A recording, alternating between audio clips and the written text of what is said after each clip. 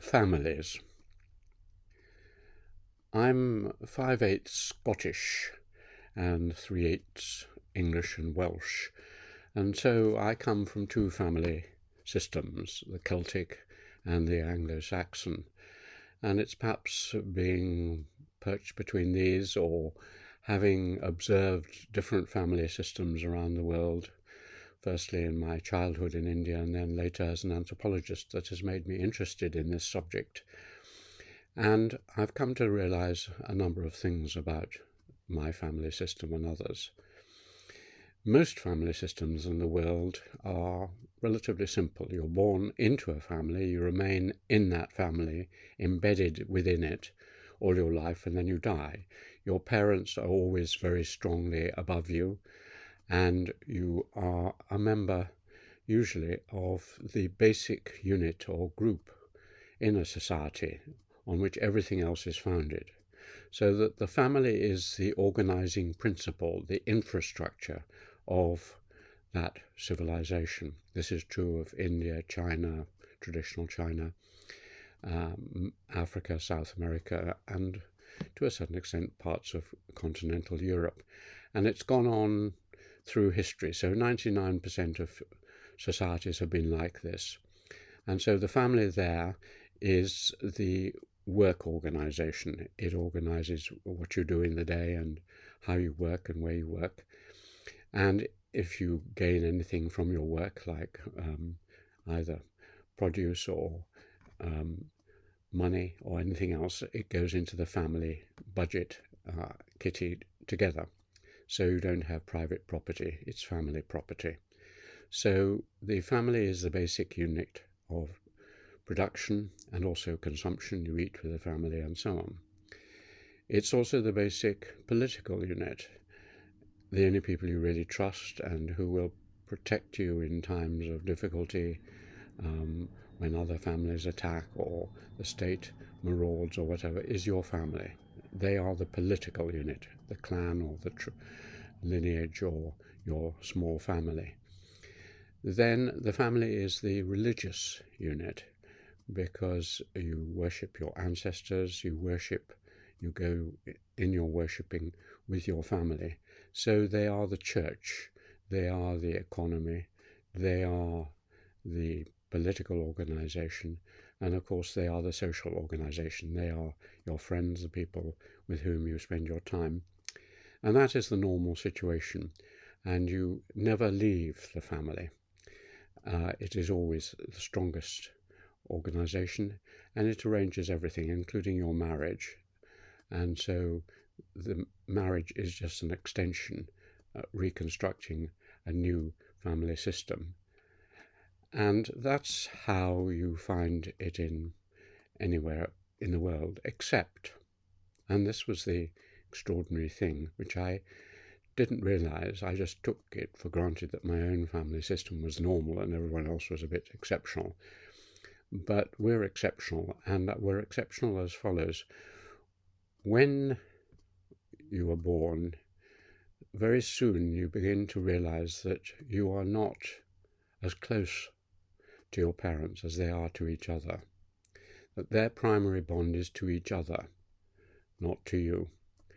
And as a result, as you grow up as a child, and particularly as you reach your teenage years, you begin to realize that you are on your own, that at some point, and you look around you and you see other people who've done this, you will have to leave your family. This is not just the physical leaving, but it's the psychological leaving, that you will be out in the world, setting up your own world of economic, political, religious, and other relationships and organizations. Many people actually don't now leave home until their late teens or even early 20s. But historically in England, most people, as I've discovered, and I've written several books on the family, left home when they were teenagers, 11, 12, 13. And so if you looked at listings of inhabitants of England in the 16th, 17th century, you don't find families with 17-year-old children at home, hardly ever. They leave home and they don't come back. They set up as servants, apprentices, workers on other people's estates or whatever, and gradually make their own way. And at a certain point, they set up a new family with a chosen, on the basis of love, romantic love, a chosen partner, and they start the process all over again. Now, this system has many benefits. It leaves you free. It is the basis of capitalism. There is a very strong relationship between this structure and capitalism because you are free labourers on a free market, which is absolutely essential for capitalism. So without this family system, you can't have our form of capitalism. It's absolutely essential for our form of religion because you become a free religious agent. Your relationship is to God. Your parents can't tell you that you must worship this or that or the other thing. So religious freedom, economic freedom, and political freedom. You vote for who you like, and if you want to change your political parties, it's up to you. Your parents aren't going to tell you or force you. They can't force you. So democracy is another feature. Protestantism, democracy, capitalism, these are all we consider benefits of this family system. And you also have a free social life. You choose your friends. Your families are given to you, but you choose your friends, and you can therefore have a free social life. Those are all great advantages, but there are hidden costs as well.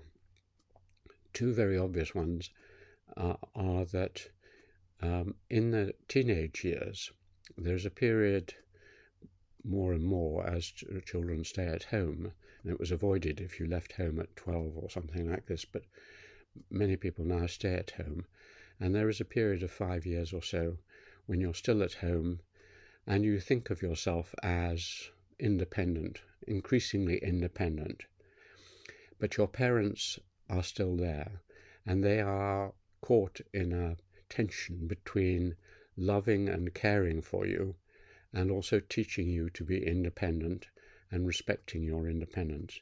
So the kind of tensions which Margaret Mead, the anthropologist, pointed to in American society long ago is built into our family system. You are going to have rows with your parents.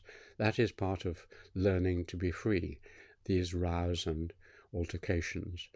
We often think of it as failures, but that is part of our structure of the family. And then there's another cost, which is in old age. In most societies, it's absolutely assumed that as it's one unit, the parents will keep control of the property and be there, and they are your responsibility. They have brought you up, and so you look after them. They stay at home. You live, one of the brothers or whatever will stay with their parents and look after them in the family home. So the problem of alone or single old people is largely overcome. In our family system, you've broken from your parents, and attempts to, for example, bring back an aged parent who's lost their spouse into your home often leads to you either turning them into a child or them turning you into a child. There's a tension between two governors within a family, as the English pointed out. And therefore we have to have other systems, old people's homes and insurance policies and pensions and so on, which buffer this. But it really is a problem of old age and teenage and the loneliness that this can cause. So when you go to your family for the occasional meetings, when you meet your cousins who you've lost contact with, or even your brothers and sisters who've drifted away, then don't feel it's any kind of failure or whatever. This is how it works. We meet for funerals, maybe for christenings, for Christmas, and for other festivals. But on the whole, we live our lives with strangers, with people we meet and then spend our lives with. And that's how it is. And that's how it's been according to my theories, for at least 1,000 years. So good luck with the family.